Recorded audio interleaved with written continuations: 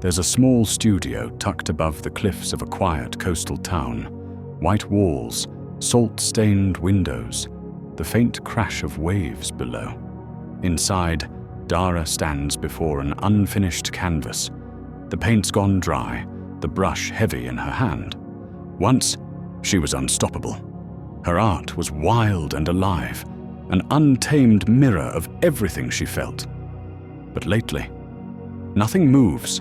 The colors blur, the strokes feel wrong. Every time she paints, she feels herself trying, forcing it, as if she's chasing something that keeps slipping away.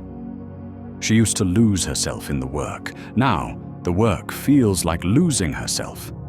She blames the weather, the light, the inspiration that never comes. But deep down, she knows the problem isn't the art, it's her. One morning, restless and raw, Dara walks until the cliffs give way to the marsh. There, the ocean folds into a river, calm, patient, timeless. And on the bank, she sees someone. A figure, old and still, painting with nothing but water on stone. Each stroke glistens for a moment in the sun, then disappears. She watches in silence until curiosity breaks her restraint. "Why paint something that fades?" she asks. The old painter looks up, smiles, like he's known her all along. "Because it was never mine to keep," he says. "The river doesn't rush, and yet it always reaches the sea."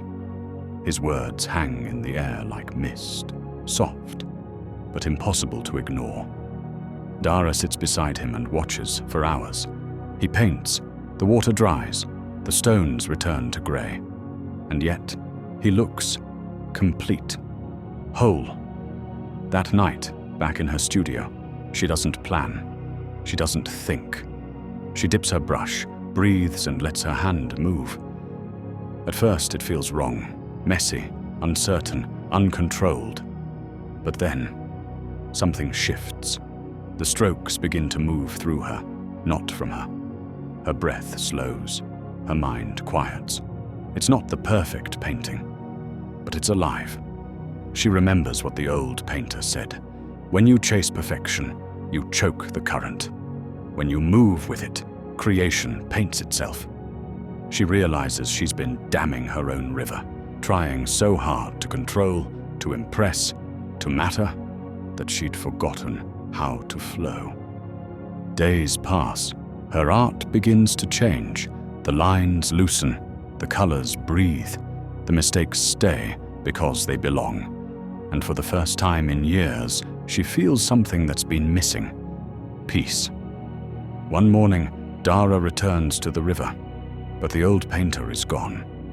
Only a single piece of driftwood remains, carved with a simple line. The river doesn't rush. Neither should you. She carries it home and sets it above her easel. That night, she closes her eyes, lets the brush fall where it may, and paints something she can't see, but feels completely. She thought she'd forgotten how to create, but all she'd forgotten was how to be. Maybe Dara's story feels familiar.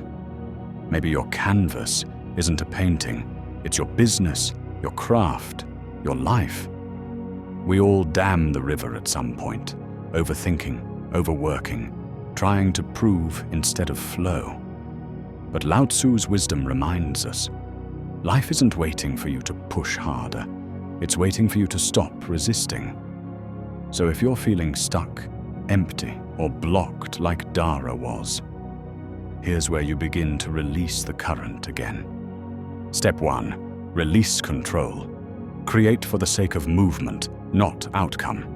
For 1 hour, let your craft spill out raw and unfiltered.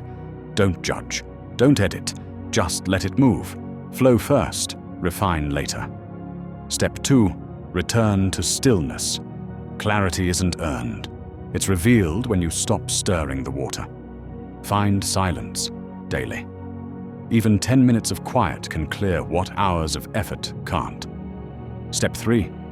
Find your river. Notice where in your life you're forcing progress, pushing, straining, chasing. Now, soften your grip.